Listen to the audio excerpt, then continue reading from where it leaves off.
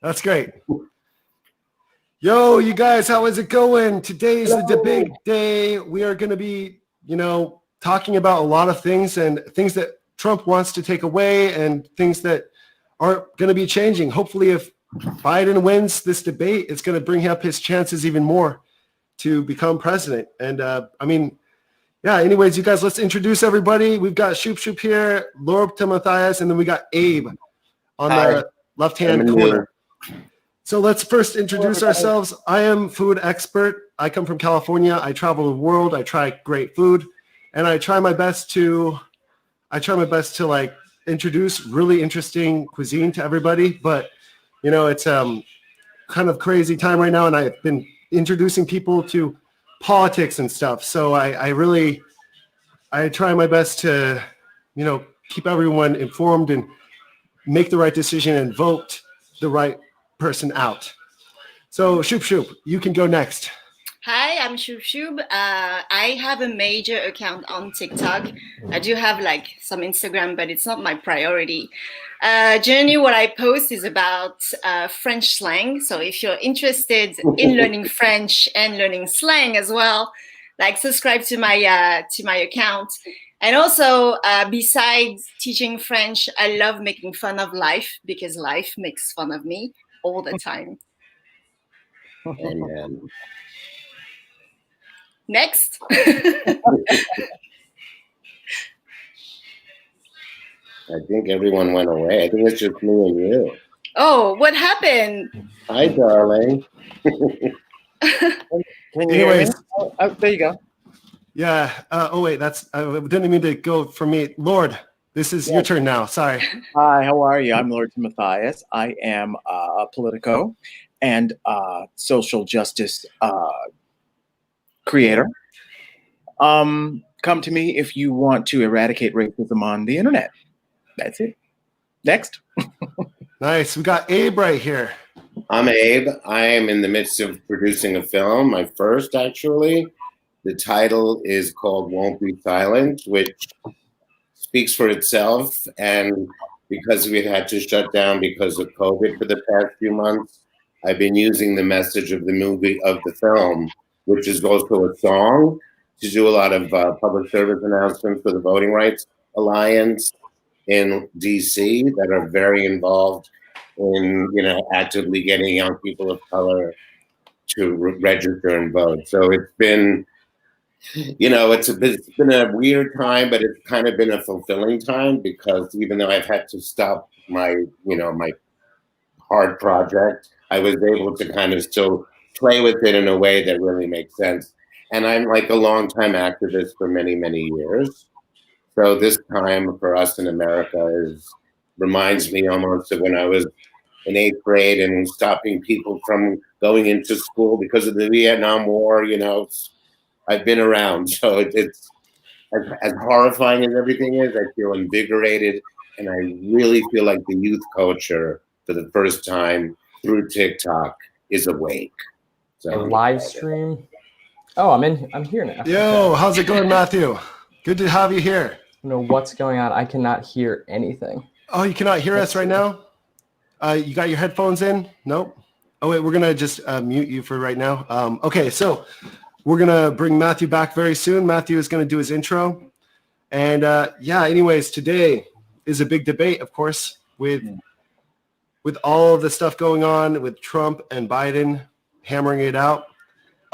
And how do you guys feel like the debate is going to go? Well, if you ask me, I think Trumpers it's baked in the cake. If you haven't decided by now who you're voting for, I think Biden will pick off more independents, but the Trumpers they're stuck. They have co-signed this man, and there isn't anything that he's going to say or do that's going to that we'll know about. When they go in the booth and pull the curtain, that's going to be something different. But as far as what we are seeing, certainly here on social media, they are digging in with their guy. What they do in private will probably be a different story, though. Yeah, no, definitely. And Yeah, I'm going to bring back Matthew and see if Matthew can join us now. Hey, Matthew, can you hear us now, Hey, Matthew? I can hear you now. Yes, that was great. completely my bad. No, it's okay. It's confusing when you got the lavalier mic and a headphone mic. I mean, it's just all confusing, you know? Yeah, I'm glad you're here with us now. Matthew has got a TikTok channel that is also catering to politics and typically bashing on, you know, who. So Matthew, tell us about your channel and what made you start TikTok. What made me start it? I mean, I started doing things that were just abjectly non-political. I used to love Vine, and I loved, you know, just making like ridiculous, stupid videos. So I started out doing that, and then I realized that it was a good venue to just talk to a lot of people at once about things that I care very much about, and people seemed to respond to it. So that was basically the genesis of that. That's cool. Yeah.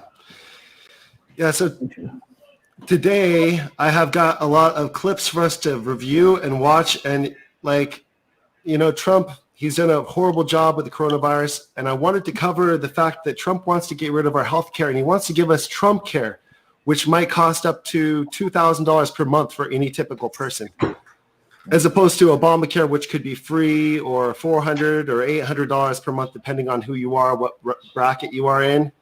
Obamacare is a lot more affordable, but Trumpcare is automatically going to be getting millions of people off of healthcare right away. So I just wanted to bring that to the Trumpers' light. Any Trumper out there that actually thinks that he is going to get a cheaper deal with Trumpcare versus Obamacare, he's greatly mistaken. What do you guys think about the Trumpcare versus Obamacare? Who wants to go first? Potato, tomato. Really? So I don't really know what the Obamacare is about, and I really don't want to know what the Trumpcare is about. But I'm European, so whatever you do with your healthcare system always make me cringe. So this is my opinion. So I don't think I'm going to be very constructive here, except change your system, definitely. Yeah, my opinion is that everybody should get some kind of health care. They should not be limited to a $2,000 per month plan, because most people don't even make $2,000 per month as it is, or even close to that. I mean, it's just, how can you buy groceries and buy your health care at the same time? It's just really almost impossible. And that's actually what one of my clips talks about that I'll be playing later. But so what do you guys think about this?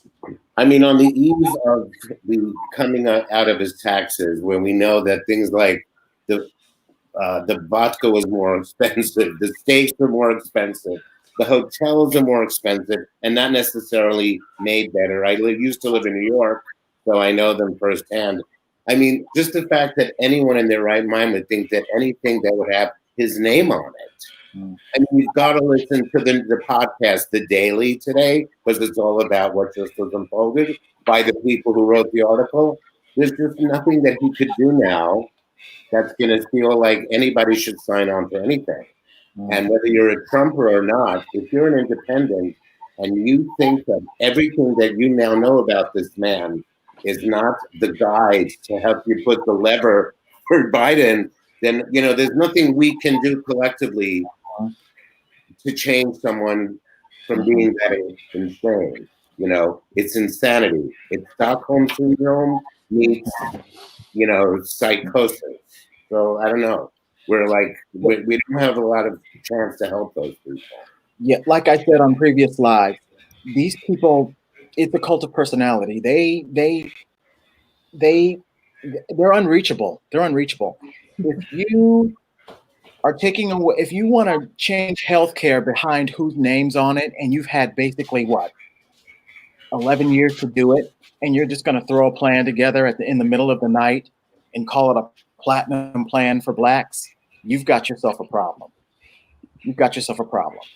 That's just like, I'm apples and oranging it here, but that's just like giving Puerto Rico all of this money when you should have given it to them at the time that they needed it most. You can't, everything that he's doing now, he's playing catch up because he knows he's losing. And if anyone supporting Trump realizes that they're the ones that are going to suffer from this, and they don't realize it, like right now, I'm tongue-tied because I can't find my words. You are literally selling yourself down the river, literally, because you want to take up for a man who you feel is an underdog. This dude is a con man. He doesn't care about it. Yeah. He's told you to his face he doesn't. And healthcare is only going to get worse for all of us, but it's certainly going to get worse for Trump supporters. They should know. You guys, we just got someone in here. We got Heather GTV in the house right now. Hi, Heather. Hello, hello. So nice to be joining you. And I already like a conversation, so let's get going. Yeah, so we're talking about the healthcare, how the Trumpers are going to lose a lot of their healthcare, and they just don't even know. They don't do the research, realizing that their taxes are going to go up if they have Trump in office still. Only the billionaires. If you're a billionaire Trumper, then you save a lot of money. But if you're a normal person like me, you lose your healthcare and you lose tax money. And Trump still pays only $750 tax in taxes. And it's wild because since that report came out, people are just bending over backwards to defend him. And I just didn't realize I knew so many people who knew yoga. How in the world are they going to bend themselves over like this to keep on defending them? And you're right. It's a lack of research. It's a lack of understanding. It's a lack of a lot of things. Self-care. And just when I didn't think it was going to be possible, they found a way to even blame Trump's taxes on Obama. Did you hear them say these are tax rules that was voted in by the Obama administration that, of course, Trump took advantage of, but now it's Obama's fault that Trump didn't pay taxes? I'm just floored by these people. You know what? The verbal and the mental and the physical gymnastics that they, I swear to God, they should be the next Olympic team. It's insane. It is insane. I've got a really quick clip. It's about 1 minute long. It was in 2017, and it's in a city that's in Pennsylvania where they conducted this kind of interview with the Trumpers in Pennsylvania. I'm going to play that clip really quickly. It's just a 1 minute clip. It's pretty amazing. If you go back in time, I just stumbled across this clip today, and I was really shocked at the crazy Trumpers back then that were actually originally Democrats, but they decided to vote for Trump because they felt like they were lost in the system. They felt like Obamacare was too expensive, and they were like waiting for their health care with Trumpcare, you know? And so here it is. Here's the clip. This county, Fulton, heavily rural, elderly and white, went a particularly solid red. 84% voted Trump. They took a gamble he'd deliver what he promised. Healthcare is his first big test.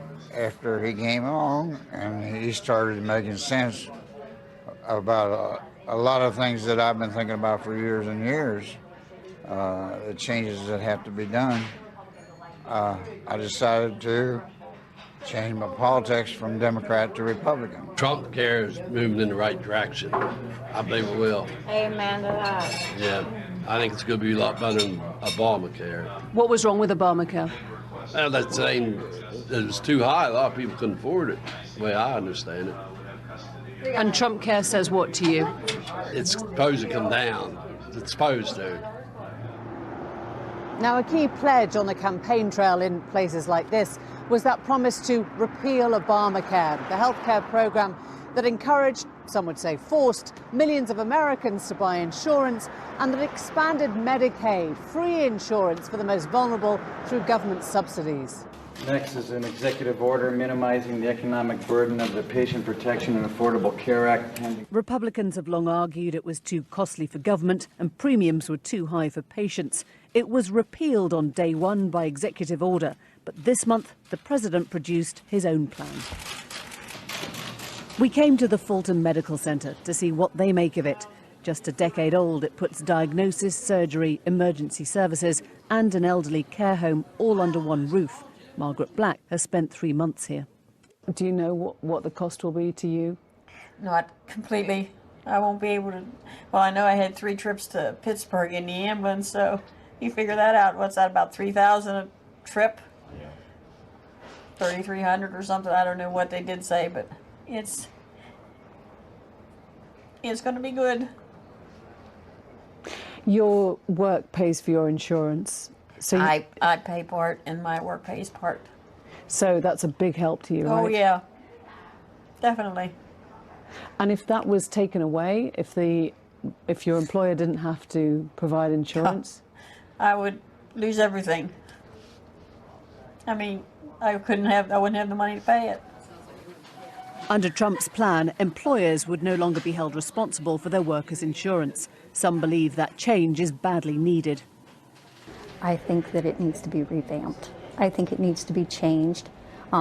Companies that offer health care like my husband's, which we're fortunate for, that's a great thing. But there's companies out there that can't afford to pay for health care for their employees. They're going to end up shutting their doors, and that's going to hurt our economy even more. Yeah, I mean, that was 2017, so it was a long time ago, but it was kind of shocking, right, to see that the changes, and Trump still hasn't gotten a plan together, right? I mean, well, he's been pushing it down the road 2 weeks.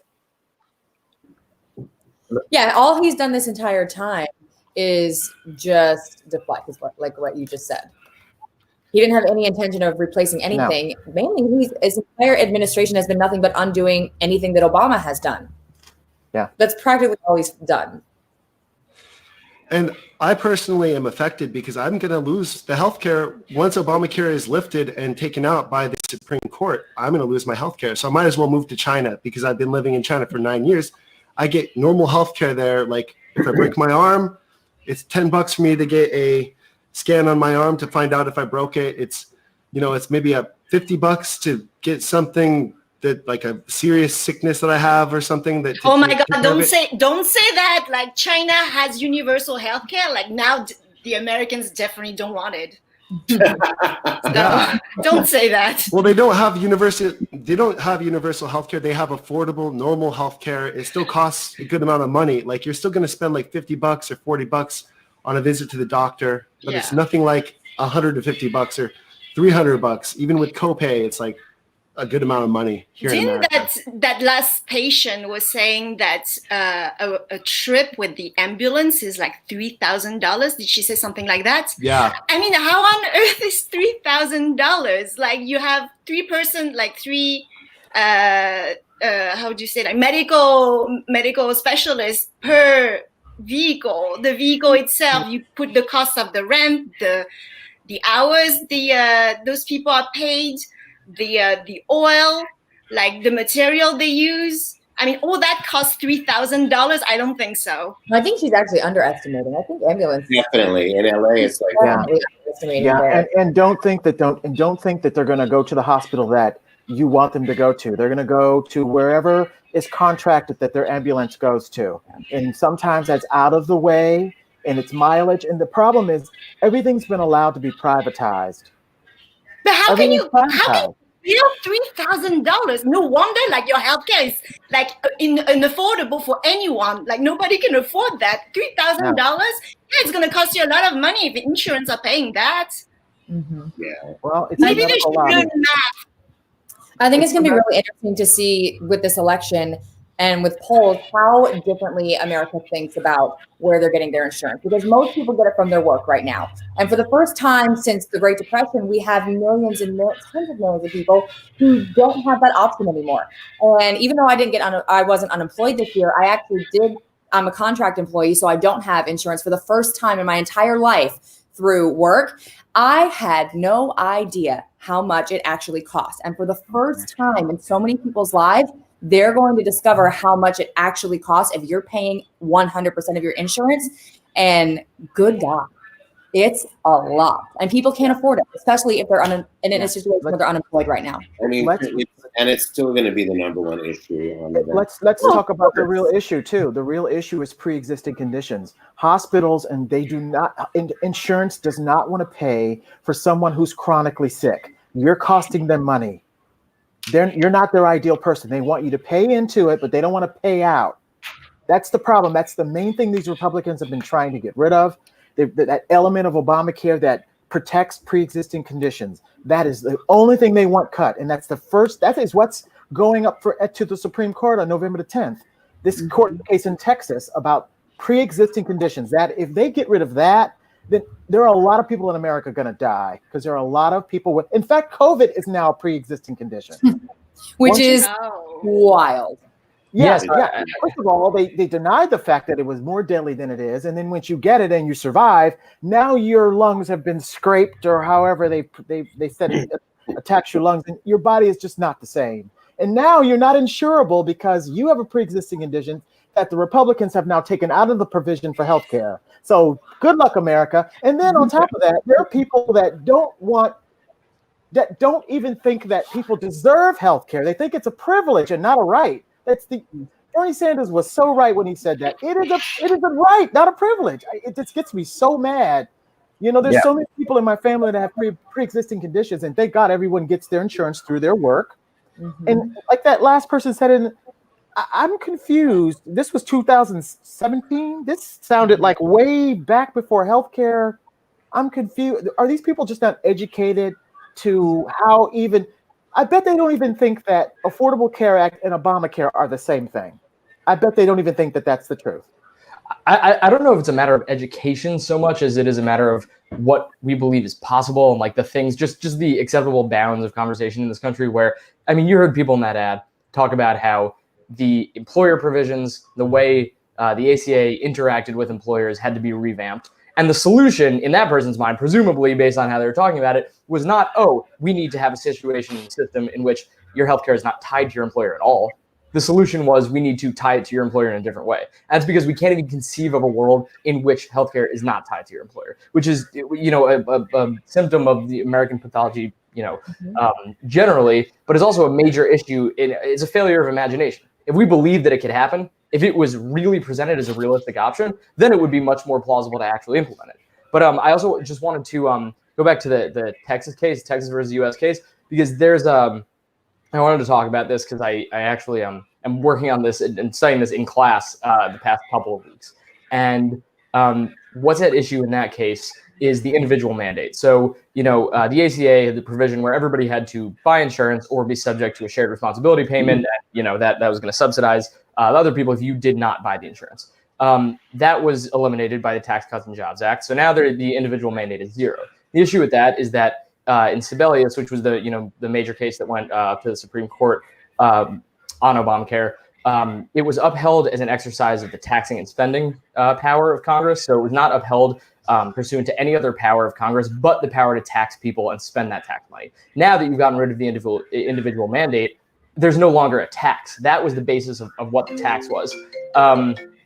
And so now when this goes back up, it's going to be, Obamacare is going to be gutted. And the question is, once the individual mandate is gone, does that require everything else to go with it? And if it does, then, everything is just completely wrecked. But the issue is really, on that individual mandate. And by all indications, every ruling of, the now 6 conservatives that are going to be on the court indicates that it will not be severable. They will. It will rise and fall together. But I mean, senators know that this is unpopular. They know that the ACA is hugely popular. And so when they're asked, I mean, you can go look at interviews, they're asked about it. They won't say, oh, this is going to get rid of, shared, guaranteed issue or, or any other provision. Like, they're not going to say that because they know it's popular. And there has not, and everybody's right in saying there hasn't been a plan. There have been executive orders. And what's hilarious is the executive order, the recent one, the most recent one, all it does is say that it's the policy of the United States. It's the policy of the executive of the United States that there should be coverage for people with pre-existing conditions. Does it do anything? No. The good thing about executive orders is that they're not law, which is why Trump loves to sign them, because he doesn't have to go through, systems. He doesn't have to go through things that he doesn't understand. He just understands, put a big giant signature at the end of something and get something done. Good news is that Biden, as our next president, God willing, can just go and erase all those things because they're not actually bound to something. But wasn't the idea of the individual mandate was to have the healthy pay for the sick, and then when it all got up and going, it would all even out in the end?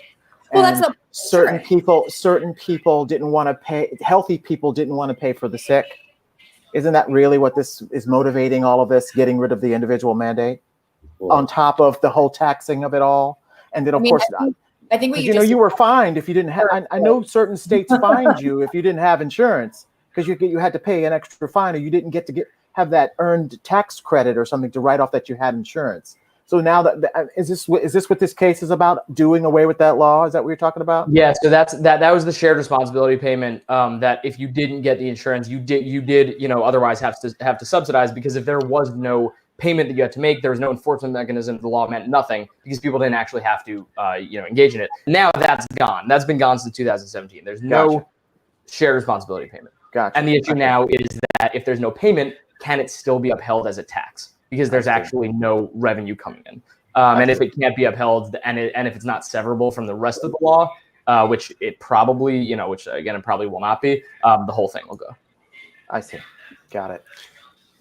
All right. So I'm a layman with half of this stuff, but when you say it's going to be an individual tax, does that mean that's a line item tax that individuals have to pay annually as part of their tax return thing? You know what I mean? What is...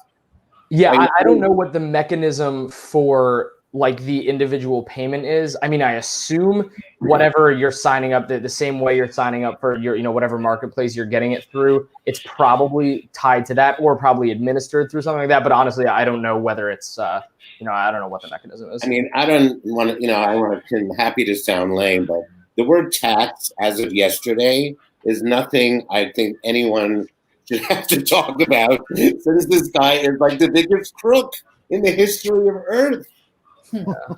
So, and just for me, the most important message that I really want to convey to the world is that I believe, like with this, I still don't understand the idea of what an undecided person is by now. I can't quite grasp that, but I believe, because of COVID and because of the ACA being challenged, I mean, I'm optimistic. I think it's going to be fine, but I think that mothers are going to be the ones to put this victory in place, because they're now straddled with the kids at home. The challenge that their healthcare might be something that not only is their kid like part-time at home and whatever and all the other details. I really believe, and I've been saying this, that mothers are going to be the ones that save this country. And the world, because he has the chance in the next 4 years, if he wins, to pull off some kind of World War III just because he's in the mood. He's that crazy.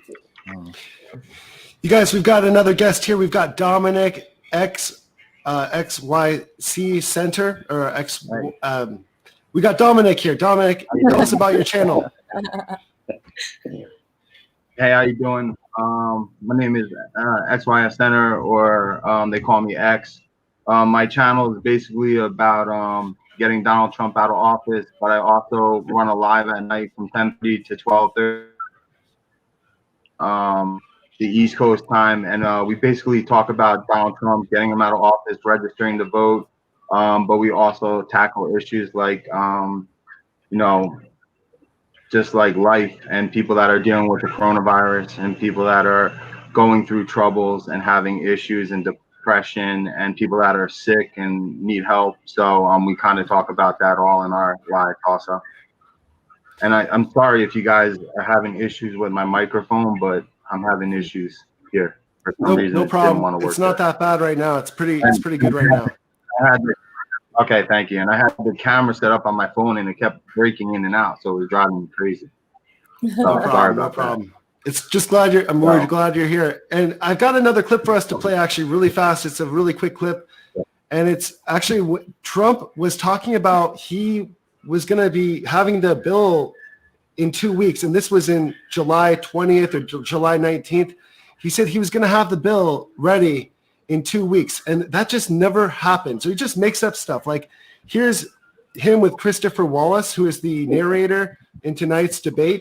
And this is him saying that we're going to have this Trump bill in 2 weeks from now. We're signing a health care plan within 2 weeks, a full and complete health care plan that the Supreme Court decision on DACA gave me the right to do. So we're going to sign an immigration plan, a health care plan, and various other plans. How will you regard your years as president of the United States? I think I was very unfairly treated. Yeah, I mean, what do you guys think about that clip? It's just hilarious to me. But Heather, why don't you tell us what you think about that clip? Give us your reaction. Oh, like I said, he's just deflecting. That's all he ever does. It's going to be 2 weeks. It was going to be, what was that? In 2017, it was supposed to come. And here we are 3 years later, and there's nothing. And it's funny. I laughed. I giggled when he said it's so unfair because we just posted a TikTok video, a drinking game for tonight, to where how many times he says unfair and fake news and hoax and all these different things. So that made me laugh because, of course, everything is just so unfair. So unfair. What's unfair is the lack of understanding of the person who is supposed to be in charge of everything. He doesn't understand a single thing about, first of all, what a real person actually needs, what a real person actually pays as far as taxes. We've discovered that this week. And he doesn't understand anything of how to fix the problems at all. That's what's unfair, is that we have a leader who is unwilling to lead. Yeah. Careful with the drinking game, though. You might end up having cirrhosis. If you go look at the video, it's a complete joke because we're like, when he said, and then at the end, we're like, don't do any of this. You're going to die. So, yeah, they need to vote first. So exactly. Don't die first. It really might be the only way to get through it, though. Just take a little sip. And maybe not shots. Listen, I mean, I'm going to go. I'm going to go into the debates with a clear head, and this is what I'm going to be thinking the whole time. We already know who Donald Trump is, but who are the people that are supporting him? Those are the people we need to find out. Who we need to know. We already know who they are too. Who they are, and when they show us, well, how are they going to mend their fences and family relationship and friendships after this is over? Because guys, Donald Trump is not going to win this thing. He will try. He will whine. If he cannot. Listen. I'm a poll guy. I know people are weary of the polls about what happened last time, but listen. If he can't win Florida and Pennsylvania, which he is down 10 points in Pennsylvania, and I think he's down 4 in Florida, which is a margin of error. But if he can't win those 2 states, this thing is over. Going to court will be moot. It's going to be useless. I don't know about that. I wouldn't be so sure about that because this isn't especially after tonight's debate. When we're you know, Harris it's 2020. Anything is possible. They just released their taxes just now. Was it a coup? Was it clever? I think so. They just released their taxes. So naturally, the first question out the gate is, dude, what's up with your taxes? Because Chris Wallace won't let him off the hook. He never has. He won't let him. Now, he, of course, won't fact check because that's not supposed to be his role. But Chris Wallace is tough. He has never let Trump off the hook. But that's not going to be, I mean, it doesn't matter. I think the people who already have decided they're supporting him are supporting him no matter what comes through. I mean, it can come out tomorrow that he is a hologram and people will defend his right to be president. Are you also forgetting about the 90 million people who didn't participate? Those votes are not Trump. They are not Trump. They're not Trump. I'm sorry. They're not Trump. I mean, they hated Clinton, but they didn't like Trump either. They're not Trump. I'm telling you. The big unknown of the young people, and it's going to have an impact on this race. Well, that's my husband, to see. My husband / executive producer, who's over here but refuses to be on camera, but he is he's the bulk of the brains behind our TikTok operation here. He showed me something today that said that what was it? You can just yell over, babe. It was like he's literally over there. Yo, I'm gonna mess up this stat. This is his stat, but how many people had voted early? 860,000. At this time in 2016, it was only 10,000. So turnout could be ridiculous. Yeah, 8,000 people voted early this time, right now, as opposed to 10,000 last time. So you're right, though. There's a lot of people that are voting now that had not voted before. And think about it. It's their plan. It's their plan to disenfranchise Black and brown people. Why do you think they're crying so much about these ballots? When you know what, you're a bad poker player. You've already shown us your hand. You've already told us you've ruined the post office. So what do? We're not taking our ballots to the post office. We're taking them to drop boxes that Democratic governors are putting out. And then now you're taking them to court because your idea is to you don't want people to show up. Well, too bad. We're doing that early and it's pissing you off. He can't win. He cannot win. I'm sorry. He just can't win. You're right. I do. He can't win the popular vote. He for sure can win the Electoral College, but I just think to just present the cynical view for a second. We're past the point of talking about votes and who's going to actually win the election, because the election isn't happening on November 3rd. The election is happening in December, somewhere in court. And it's not a foregone conclusion that that can't happen, because there are a million different ways that you can challenge ballots. And even if they're in drop boxes, and even if the vast majority of people vote in person, you can challenge that. And what he's going to do is challenge that. And ultimately, all that matters is whether the case will get to the Supreme Court. If there is a case to be had, it'll get to the Supreme Court. And there is a case to be had. And the Supreme Court will have a justice who is appointed. So if there is any way, to me, the only way that this doesn't happen is actually two ways. If the other conservative justices on the court, I don't know about Barrett. I don't know as much about her as I know about the other ones. They don't seem crazy. I dislike them. I think that their decisions are awful for the country regularly, and that they do good things by accident sometimes, but only by accident.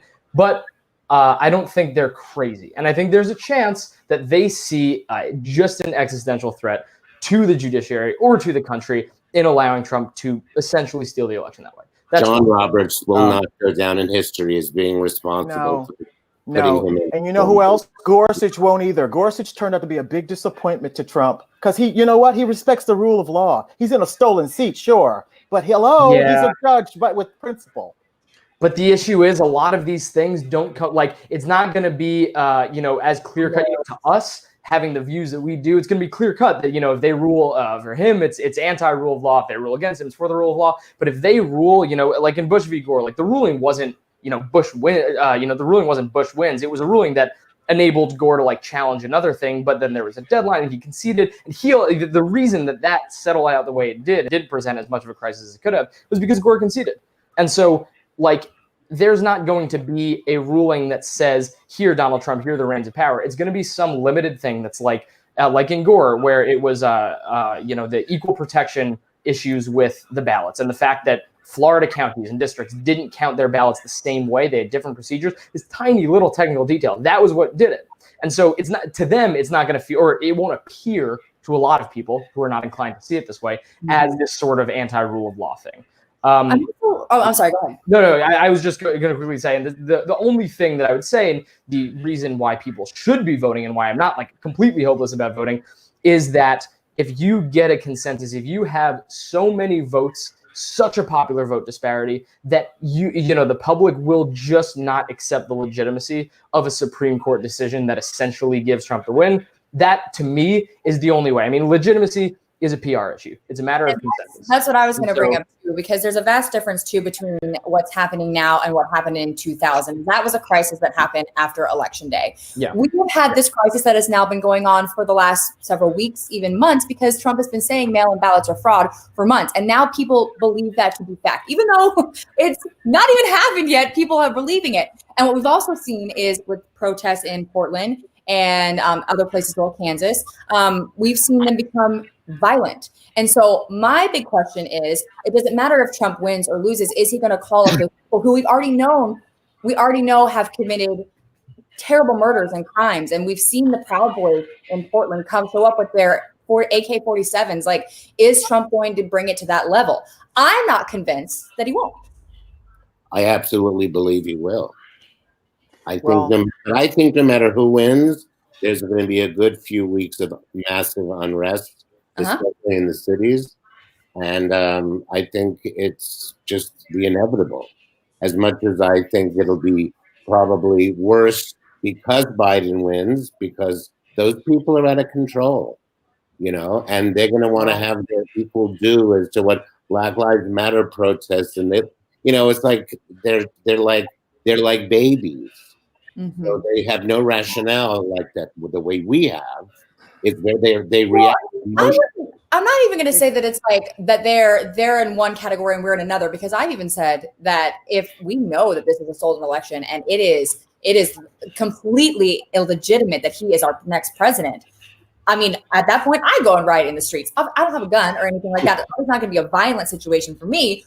But I would be at the point where it's on the flip side, my guy didn't win. It's not necessarily my guy didn't win, but I just feel like the system was taken advantage of. The election was stolen. Here we are, like the things we talk about that other countries have, where these dictators just come in and steal elections. At that point, I'm going to get in the streets and make a fuss. So I'm not going to say that it's just one side or the other that could only do this, because I know a lot of my liberal friends feel the same way. Obviously not in a violent situation at all, but at the same time, it's that same angst of, I feel this is illegitimate. Yeah, I feel like if Trump wins, it's going to be Putin that put him and rigged the election, got those drop boxes, or got into the electronic system. Ivanka Trump owns some kind of patents to the electronic machines, is what I've heard about. I think they're the ones that are No, there. those aren't active. No, she only owns the patent. They haven't built. She hasn't built any. She hasn't built any yet. It's odd that she owns a patent to voting machines. Why would she's a fucking. It's very odd. Beep beep. Sorry. It's okay. She's a failed handbag designer. What in the world would she be doing holding a patent to a voting machine? It's just very odd to me. And back to the civil unrest, I find it very interesting that these Proud Boys and these Boogaloo Boys only show up in cities where their status is quo. They claim they want the showdown, but they don't ever show up where the showdown could meet them, because they are all talk, and they show up in riot gear against people holding Black Lives Matter signs. That tells me all I need to know about them. Well, because they're not actually trying to exercise any right. They're trying to find black people and put guns in their faces. That is it. That's what I'm trying to get people to understand. What's to be fearful of these guys? They're cowards. Come on. They're cowards. They mostly hit women. Have you seen these videos? They mostly hit women. It's ridiculous. Are you talking about women the to the ground? Well, all of this crap they want to show on TV with these like in Louisville, all these 300 guys that show up or 50 guys that show up in riot gear and such, hitting women and pushing women to the ground. Oh, you're so tough.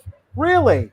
But then you flip the script to that black militia group that Trump says we're all on the TWA flights, which, interestingly enough, how are you going to get a gun like that? It's a false equivalent. It's ridiculous. And I just don't subscribe to it at all. Sure, it'll be people pissed off. I mean, Trump stole this election. If he steals this one, what would be the difference? The point is, we're taking our eye off the ball. The shiny object is up here, but the Senate is where we need to focus our attention. We flip that. Trump is powerless. And state legislatures. If there's one thing that I say in this that anybody hears, state legislatures. These are the places that are going to certify election results. 1,000 different things that we have no idea affect us. State laws affect us in our everyday lives far more than federal laws. People don't realize that Trump far more. That is where attention should be. And if you're interested in a third party sort of introduction into the system, it's going to be through state legislatures. If you look at if you voted in a municipal election, in a state election, I know here in New York, there's a very active Working Families Party that generally co-signs the Democratic candidate because they're not very big, but they have gotten candidates in, and they do exert influence in getting people elected here. But yeah, if there's really one takeaway that I would like to hammer home, vote for people in your state who are going to reliably, institute liberal policy. I've got a clip I wanted to show you guys about kind of the gap between Europe and here in the U.S. because here in the U.S. we've got no health care. Like our Obamacare is okay, but it's nothing compared to France or Germany or all the universal healthcare countries. I'm going to play a clip of Trump and Christopher Wallace right now that talks about kind of the what a great job Trump did. He talks about how he's doing the best testing compared to Europe and everything. So I'm going to play that clip right now, just really fast. It's like a minute long. You need to look at this gap. This gap represents a lot of unnecessary suffering and the death of tens of thousands of Americans. I understand that we're going to make mistakes. This is hard stuff. Lots of countries made mistakes. But what has troubled me is that we just didn't learn from them. We weren't self-correcting. Instead, we doubled down on mistakes. And then we just gave up. Some governors have done well. Some governors have done poorly. But we have more tests by far than any country in the world. But, sir, testing is up 37%. Well, that's good. I understand. Cases are up 194%. It isn't just that testing has gone up, it's that the virus has spread. The positivity rate has increased. The virus is worse than it was. Many of those cases are young people that would heal in a day. They have the sniffles, and we put it down as a test. The coronavirus, I think that at some point that's going to sort of just disappear, I hope. I'll be right eventually. Say this, schools have to open, young people have to go to school.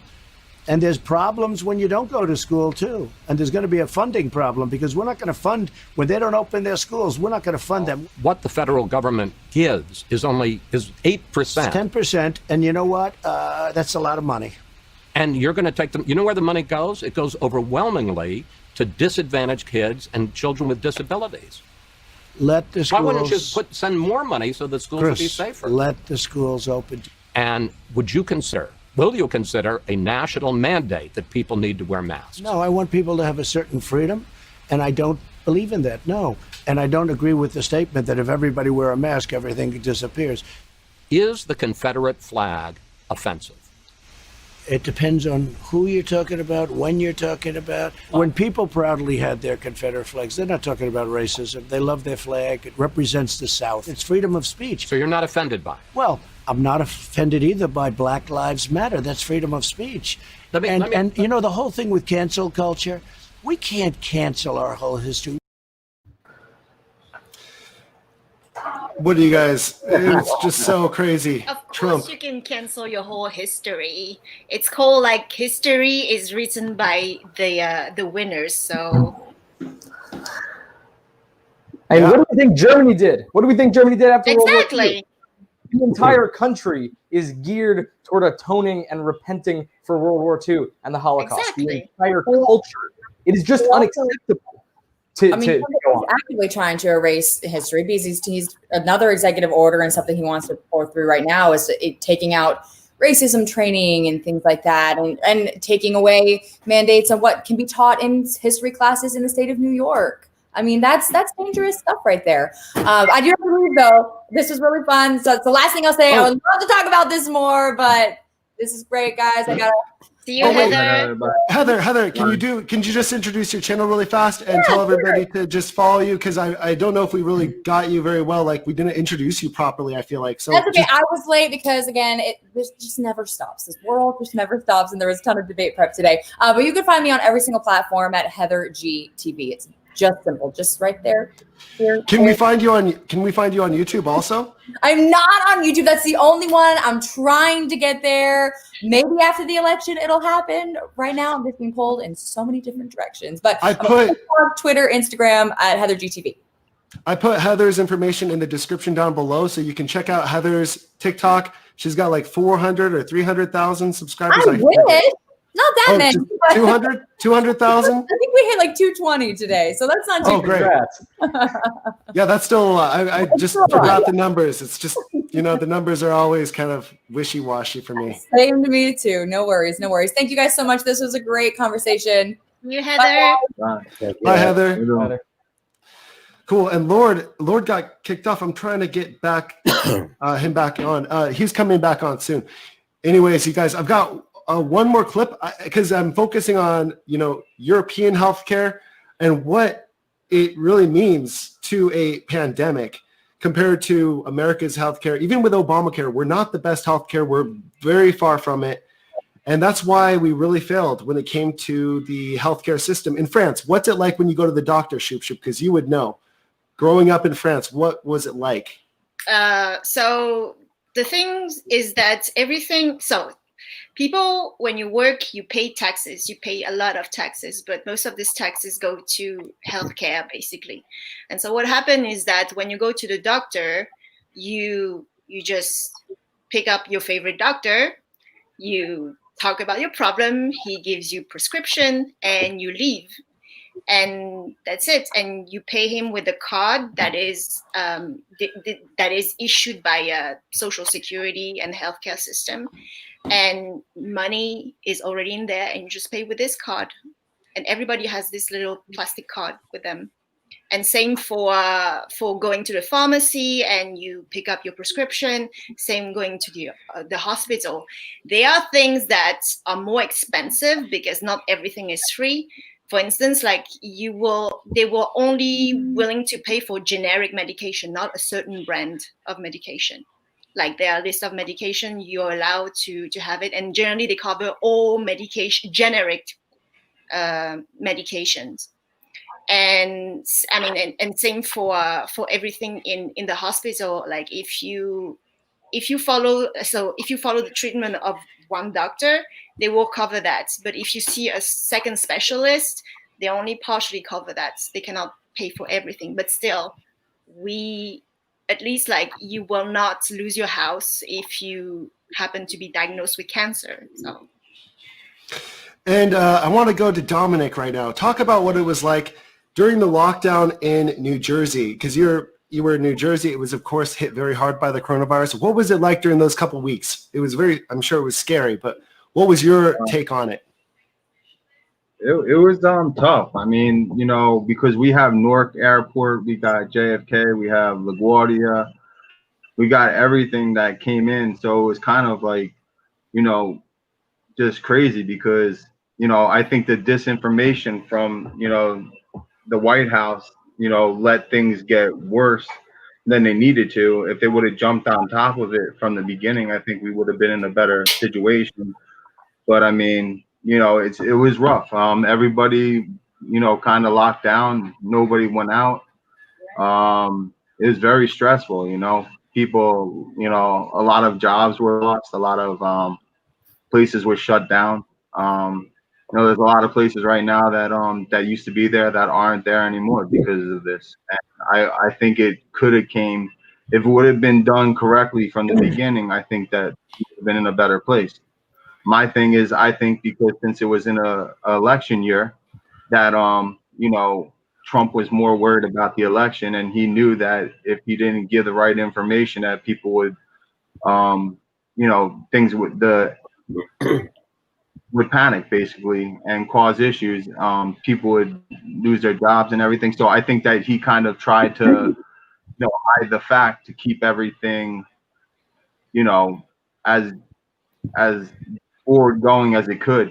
And then when he realized how bad it got, you know, it was too late. And people had to suffer. People suffered more than if he would have took it, you know, for real from the beginning. Where are you? Lord is back. We're really glad Lord is back here. I don't know what happened. I'm in Union County. I don't divulge my location because unfortunately I get threats all the time. Okay. Oh wow. That's not as far as I'll go. I've had a lot of threats in my comments about, you know, we're gonna find you and this, that, the other thing, because they don't like the fact that I don't like Trump. Unfortunately, that's something I deal with. But I've got a video comparing the European lockdown and the kind of non-strict, relaxed American lockdown, because America only locked down around 39%, maybe 50% or so, but Europe, they locked down 80-something% or 90% of everything was locked down. They took draconian measures and they did everything the right way. And that's why it took so long for them to kind of have a little bit more cases, but they're going to lock down before they get more cases. So it's really a good thing that they had the stricter lockdowns in Italy and France and Germany.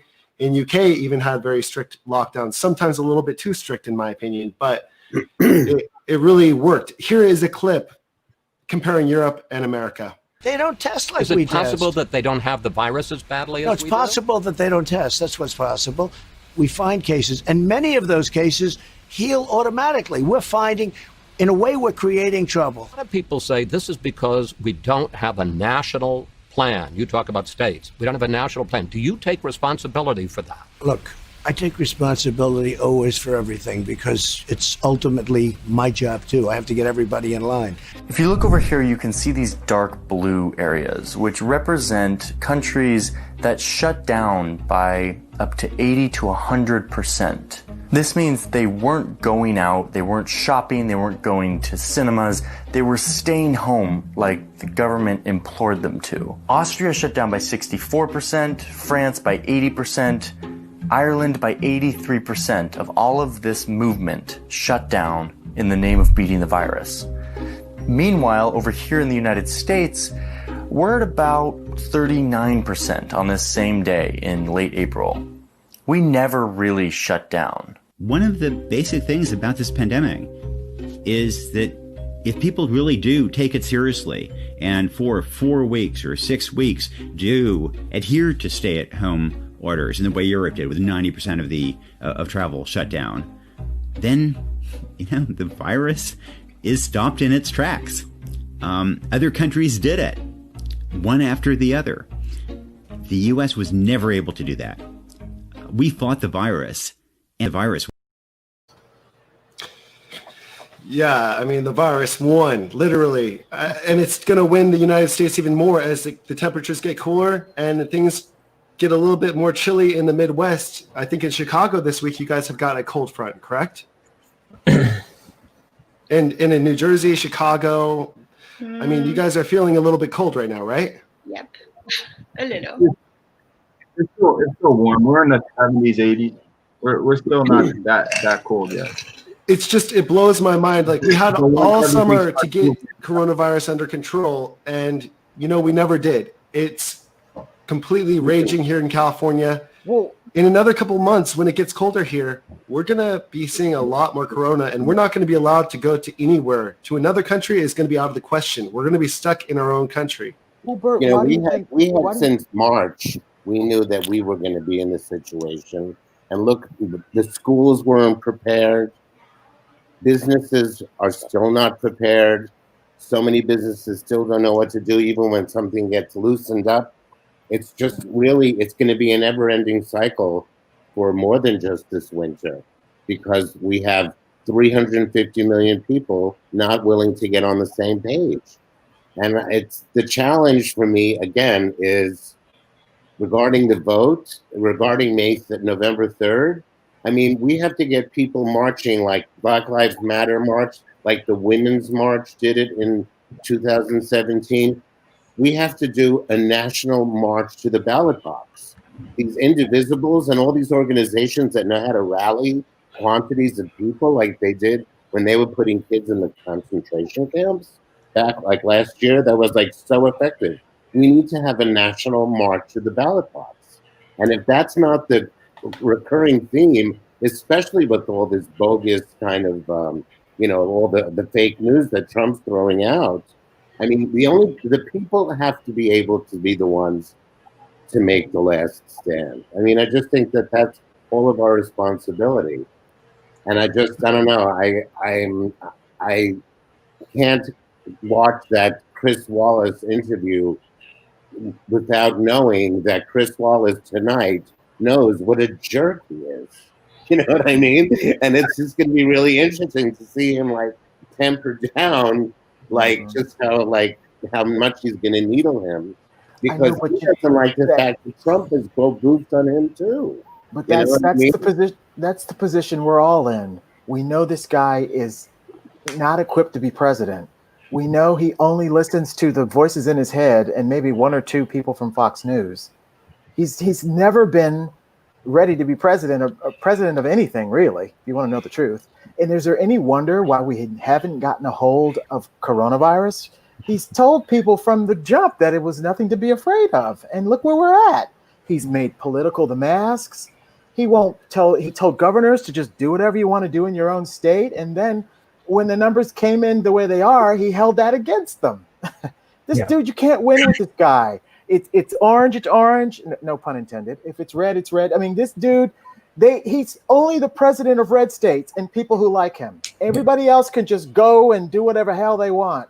Him and because I told you, you just didn't listen. They're murderers. I mean, come on. We saw Jared Kushner. There's a report. Jared Kushner was quoted. He said, "Well, Cuomo didn't pound the phones hard enough, and his people suffered." Like Cuomo didn't pound the phone hard enough.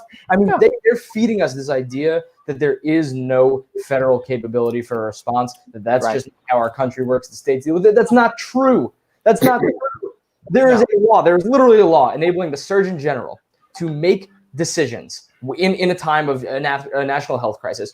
And it specifically states to avoid a virus or some sort of pandemic or something like that spreading from state to state, make and enforce laws. That falls under the authority of the executive branch. It is not because we couldn't do it. It is because he did not want to do it. And he did not want to do it because he wasn't going to get him reelected.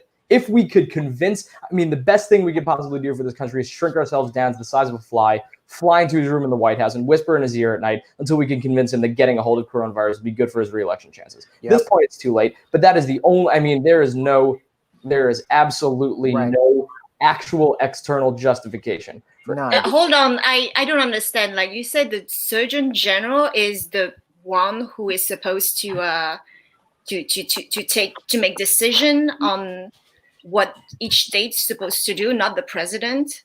So the president has a wide range of authority on things, and things ranging from invoking the Defense Production Act, that people were talking about back in March and April to produce ventilators and PPE, to using federal funding, putting conditions on federal funding so that governors will have to meet certain sorts of, health criteria or testing criteria. There are just a number of ways the president can do things. I was just mentioning one specific law, and I think the citation, it's 24 USC 264. And that's just one example of one law that allows somebody in the executive branch the specific power to make and enforce regulations when something like that happens. Matthew, they let a man who knows nothing do everything. Yes. That's exactly what happened. And then he bullied the CDC into watering down health warnings to America so they can open America that wasn't ready to be opened. And this is where we are right now. We're playing whack-a-mole. We're playing whack-a-mole with this thing at every state because people travel from one state who's healthy to a state that's bad, and then we're just going to whack-a-mole this all the way over until we get a whole new administration to finally make some adult decisions around here. To be fair, which I don't want to Trump, it's not only him. He's a stooge. It's the people behind him. It's McConnell, Pence. Oh, yeah.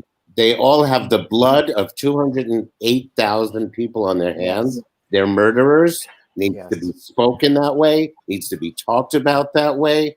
Yes. McConnell is as dangerous as Trump. And I don't know where friggin' Amy McGrath is, but she better start getting on some MSNBC airtime because taking Mitch McConnell out is as important as, and taking the Senate is tantamount to getting rid of Trump. Yes, because that's my plan E. I keep telling people we have to flip the Senate because if Trump wins again with a Democratic Congress, he's useless. He's useless. In fact, I'm not all too certain that they won't re-impeach him again because there's still 4 articles of impeachment that they haven't sent over. And now knowing what we now know, he's a deadbeat con man who hasn't paid taxes. We're just going to hand him over to the state and Tish James and here, sister, you can have him. We don't want him anymore. I mean, I actually hate to defend McConnell at all. I do think this one's Trump, and I'll tell you why. I think McConnell is a terrible person, but he's not an idiot. And if he were actually in charge of the response, if it was put up to him in March, you can make the decisions. I think what he would do is one, do whatever he could to ensure re-election for Republicans and so that he could appoint more judges. And 2, I think he would actually try to coalesce federal power in a way that would benefit him, which is not what Trump did at all. And I think that what McConnell's doing is now executing and defending a policy that was only enacted because Trump is a third grader and made his decision on what he was going to do based on whether he was going to continue to be interested in it and what made him feel good and what made him feel bad. And McConnell has to operate within that scheme because he is the president. He's not going to go against Trump. But if I had to guess, I would say that if he actually had exclusive decision-making authority, he wouldn't have done it the same way. That's not a defense of him. That's just No, I'm sure because he has a brain where the other one has done so much coke. So much, Adderall. His brain is completely gone by now. It's far more dangerous that he has a brain. Tom Cotton, who Tom Cotton in 2024, you'll have a successful demagogue. Oh my God. I thought it was really hilarious that Trump really wants Biden to take the drug test, because I just think that Biden should have told them, you know, if I take a drug test, you can take a drug test too, and we can do it in the same room. And, you know, it's going to be played fair, because, you know, Trump is going to go in another room and not do the drug test fairly. I know that, because I know he's on drugs. How can you be Trump and not be on drugs? You know when he's off the drugs, because he messes up a lot more. The drugs help him function. I mean, whatever he's on, if it's the white stuff or if it's Adderall, he is functioning so much better. This man successfully had a series of mini strokes right under our eyes, and we witnessed it happen, but no one paid attention to it until he made it slip himself. I didn't have a stroke. I didn't have a stroke. Yeah. No one mentioned anything strokes but you, sir. That's what I'm saying. He's a bad poker player. He tells you what's in his hand all the time. You just got to go with what he says, because it's the truth. And did you see what Eric Trump said today? I mean, he's the useful idiot of the family, I must say. Did you see what Eric Trump said today?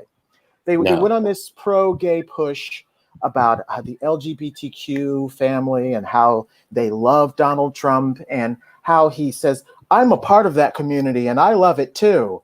It was the biggest gaffe ever. It is floating around social media. You have to see it. They've made new videos of it. They've got gay pride flag. It's just the funny. I mean, we know he's not gay, but that's the idiocy of this kid. He's going to go into that deposition and give the whole farm away. Meanwhile, I actually have to run. But okay, it was great to. I'm sorry, Abe. I didn't mean to cut you off. I know you have. Right. It was just, you know. But let's talk about your channel for a minute, Matt, and we'll do an outro for you. Basically, just tell everyone to follow your TikTok and your other platforms. Let's tell everyone to follow you. So tell us, everyone here, what your channel is all about. Yeah, so if you want to see analysis of current events, political events, if you want to see posts making fun of people who deserve to be made fun of, namely Republicans, if you want to see funny skits sometimes, follow my TikTok. It's Matthew.Goldstein, MATTHEW.Goldstein. I have a YouTube channel that has a couple of videos, and all of the other stuff is linked on TikTok. So this is great, and I really enjoyed talking to all of you, and hopefully we can do it again.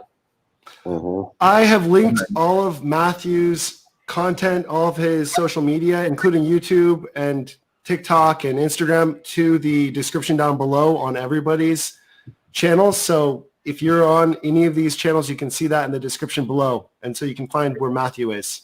Thank you. I appreciate you setting this up. Yeah, we're going to do it again for sure. Thank you so much for joining us, Matthew. We will definitely have you again. It's been a really just great pleasure. added you. Perfect. Yeah, I've been following you for a while. Hey, well, I can follow you back. That's my bad. Yeah, I do edit one of your videos, man. You're funny. I appreciate that. Tell my family now. I enjoy the debate. Try not to go crazy. Have a couple drinks, and I'll see you on the other side. Be good. See you, Matthew. Have a good night. I just love this whole community that we're building right now with TikTok, and we're kind of like, we're able to collab. We're able to talk and like spread ideas. Even though we don't have like too many people watching, we still have 22 people watching. This whole thing is all about building the community here on TikTok and YouTube and merging the worlds together. I just think it's awesome that we are able to kind of connect like this. I don't know. It's a great community here. But anyways, yeah, I think we're running close on time. I mean, we could go a little bit longer, but I think that everybody probably wants to go eventually pretty soon. I think we can wrap. Let me just tell everyone the best tweet of the day is E.G. Carroll that's suing Trump for raping her at Bergdorf Goodman. You know that case? Sure. So he tweeted this morning, so Joe Biden doesn't want to take a drug test. What do you think that is? And she tweeted to him, and you don't want to take a DNA test. So what do you think that means?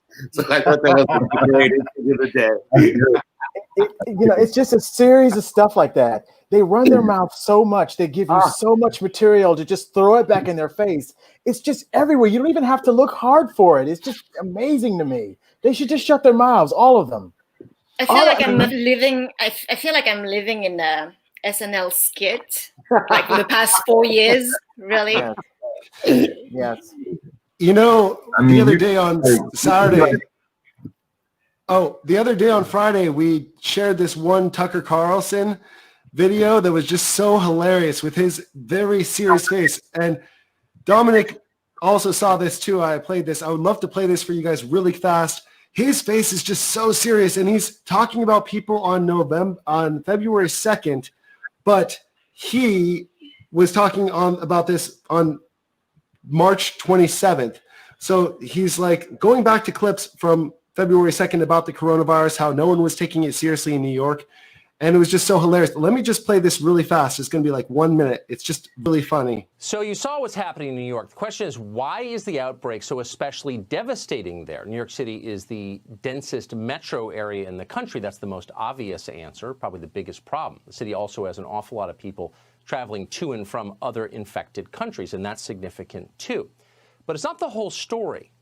As this deadly virus emerged from eastern China and began to spread inexorably across the globe, clearly headed here, leaders in New York not only failed to shield their citizens from it, they took affirmative and aggressive steps to increase the risk to their population.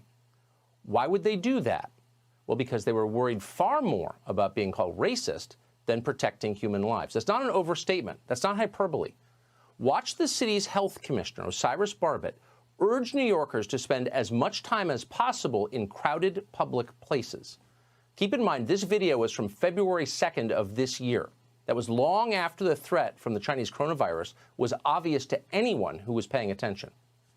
The risk to New Yorkers for coronavirus is low, and that our preparedness as a city is very high. There is no reason not to take the subway, not to take the bus, not to go out to your favorite restaurant, and certainly not to miss the parade next Sunday. I'm going to be there.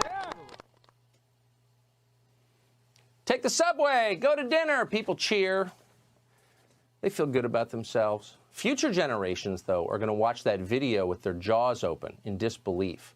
How could someone charged with protecting public health so recklessly endanger?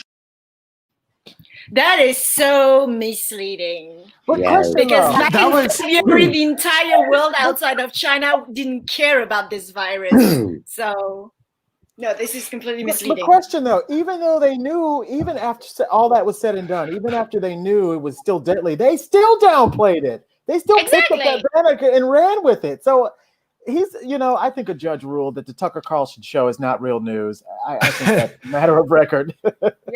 You guys, it was just so funny because that was on March 27th was when that aired with the Tucker Carlson show.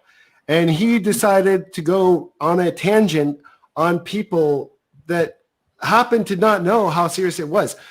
Donald Trump just did a travel ban 3 days earlier with China, but it wasn't a real travel ban. He only stopped the flights coming in from the Chinese nationals and the foreign nationals. He didn't actually stop the flights for the other people that are American citizens.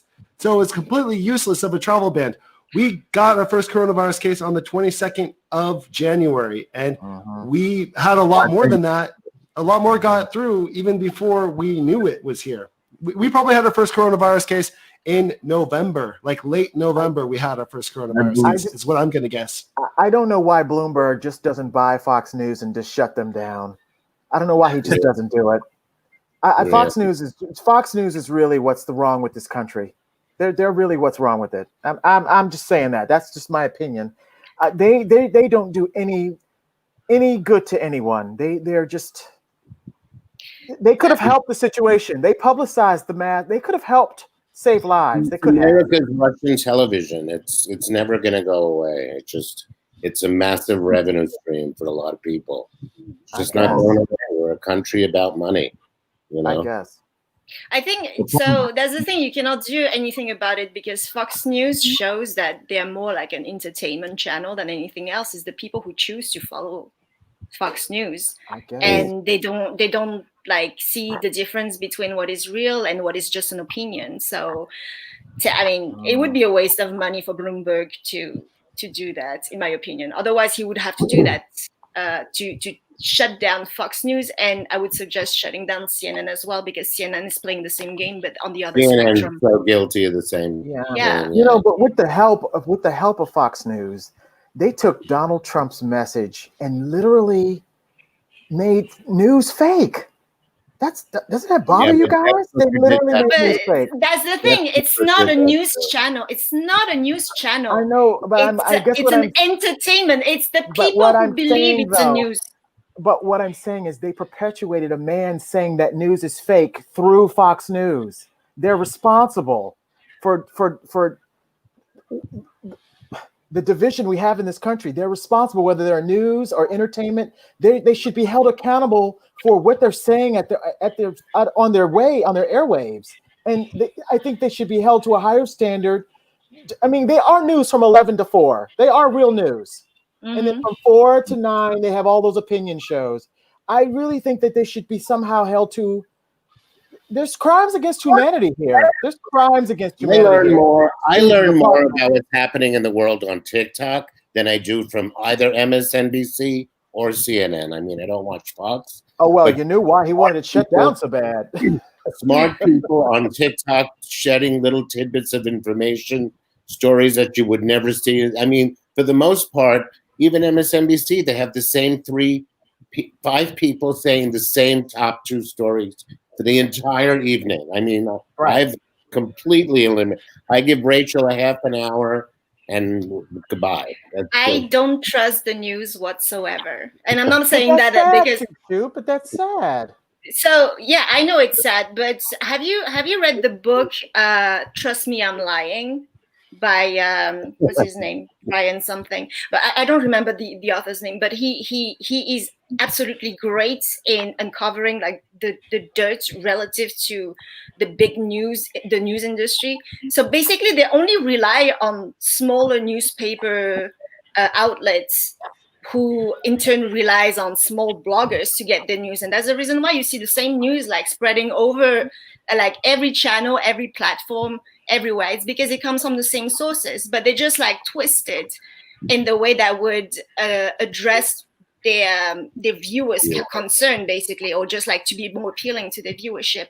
So there's that, like this entire manipulation of selling something because it keeps viewers like on your platform, and it increase like the sponsors to pay you more in terms of advertising. It's all money generating.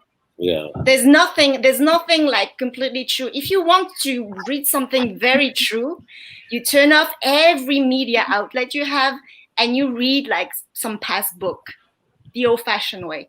That's the only way you can figure out like what is actually true from what is actually like invented, because there are things that us as human beings, we perpetuate through times that are real, and others that's just like an outlier through time because like a period of time or political circumstances allows that. But yeah, I don't trust the news whatsoever here. It's always biased, and especially recently, because not only I don't learn anything new. It's always the same news every day. It's either like COVID related or Trump did something dumb. Like, please, like I'm sick of that. It's been 4 years. Horrible. So let's just read something else. Like, don't listen to the news. It's always like same garbage. Right. I just thought that clip was just hilarious, though, because Tucker Carlson is just such a hypocrite. Because during the same time, like during February 2nd, even 10 days after February 2nd, Hannity was calling coronavirus a hoax, and Tucker wasn't even covering the coronavirus hardly at all. I mean, they just thought coronavirus was something in the background, which I thought coronavirus on like January 2nd, I heard about it for the first time, and I thought it was just a very small percentage of a chance that this could be like SARS 2.0. But this was bigger than SARS. This was bigger than the original SARS, that's for sure. SARS was a big deal, but it was not as big as a big deal as this.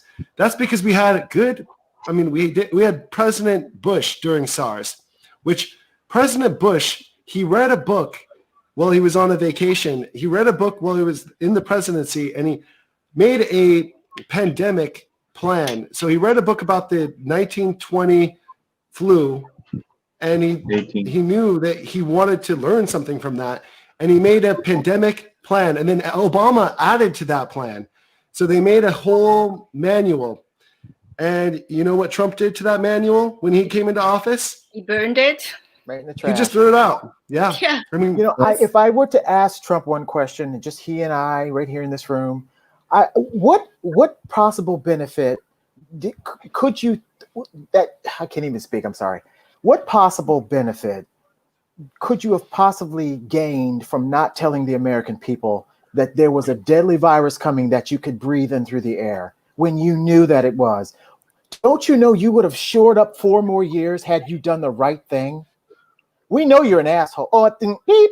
We know that That's you're okay. a jerk. We know that you're selfish. We know you have no empathy, but do you just not care about people? I would not. President of all of us. I just want to ask him that one question, just one-on-one. I just want him to look me in the eye and tell me what he actually was thinking in that moment. Why would you not want to save people's lives? You want to feel like a hero, right? His brain is fried. I am telling you. When I lived in New York City, I was part of an organization where Donald Trump's brother, Robert, the one that just passed away, his wife at the time, Blaine Trump, was the kind of she was like the JaYoe. She helped us raise all the money for this. It was an AIDS service charity that we worked together with, and he would show up at our big events and was such an asshole. And he ended up becoming very competitive with her. It was a whole long story, but he used to always be running to the bathroom. He's like a snorter of Adderall. I know he doesn't do cocaine, but it's Adderall and some other concoction that doctor of his. Remember when he was first that doctor, that crazy looking one, yeah. Feelgood. That's like the Dr. Feelgood of New York City. Like for anyone to think that he is so fried. He's been doing drugs for like 40 years. I mean, imagine if you did drugs like just about every day to sustain yourself. Needless to say, the 2 hours of hair and makeup, you know what I mean? All that he successfully wrote off to the American people. Never mind. Anyway, so we ended up that on a happy note. Yeah, I guess let's close off. But before we close off, we need to talk about everybody's channel and close off on the right way and wave goodbye to everybody. But first, we need to talk about everyone's channel. Let's start off with Domenick. Domenick, let's talk about your channel really fast as a closing. Sorry, guys, I didn't get into too much tonight. I'm having some issues with my computer and stuff. I wasn't able to see the video or anything, so I got to figure that out next time. But my channel, like I said, is basically to give a place for people to come and feel welcome. We are a blue room. We talk about getting Trump out of office, moving forward, racial rights. We talk about moving on the future, and just taking care of each other. I have one of the people that come into my lives is a nurse that has the coronavirus right now.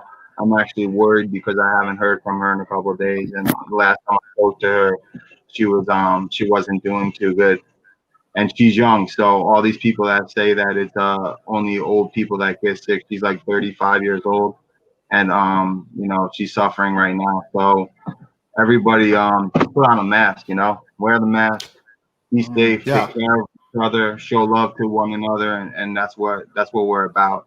Just getting the truth and the positivity out there and trying to help people out and getting Trump out of office. What's your TikTok handle? I'm sorry? What's your TikTok handle? At XYFCenter.com. At XYFCenter. Sorry about that. It's all in the description below, actually. It's in the description. So you can find everyone that was here today, and actually everyone that was in the past ones are also down below too. But I show everybody who's on the top here that are here right now. Actually, my videos once. So I don't have it down below, so maybe you can text me later for it, okay?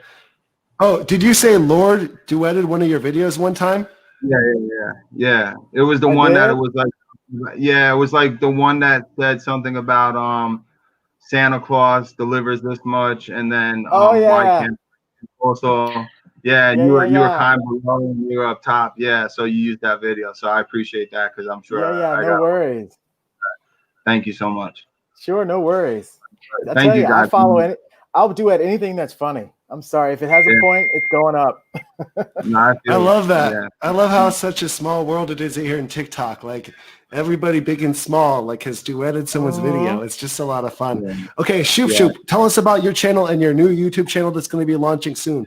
Let's talk about TikTok channel, it's mostly for entertainment and learning some little French. You can listen to my very lame jokes or my roast. People like it for some reason. Otherwise, like I'm going to start like a YouTube channel pretty soon. I still need to shoot that first video of mine, and it's gonna be very interesting for TikTok account owners to help them grow the channel. So stay tuned. That's great. And Lord, tell us about you one more time because we got fresh new blood here in the audience. I am, of course, Lord Timothais. I'm on TikTok for fun. Of course, I do political stuff. And as of late, I am eradicating racism on the internet. So out of that has born TimmyNationInc.org. It's a website that combats racism on the internet. So check me out on my YouTube channel where I just vent about all the other social media platforms. All right, that's it. And Abe, let's talk about your TikTok. So I've been on for like maybe 2 months now, but I really love it. It's Won't Be Silent. That's the handle name because I'm doing a film with that title about speaking up against oppression and injustice. And it's through music. It's all about the music of a protest. And so that's the name of that. My name otherwise is just Abe, whatever. And I have it also. I'm just building, again, Won't Be Silent YouTube channel. I have it on Instagram.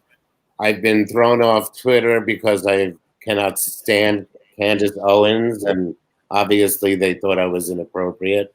But I don't miss it. So whatever. And TikTok is just fun. So I'm just enjoying every day that I'm fortunate enough to still be here on Earth. So that's my story.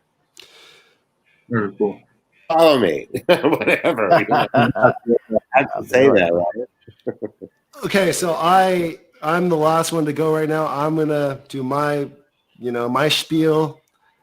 My name is Food. Actually, no, sorry. My name is Bert. My channel is called Food X Bert. So FOODX, just as an X, the letter, and then BERT is my name, and I decided to make it so it's funny. So Food X Bert is my name, and I just love to travel the world, try different foods, and explore. And the only reason I'm talking about political stuff and all this mumbo jumbo is because I cannot stand what happened with President Trump, and I had to do my best to get him out of there.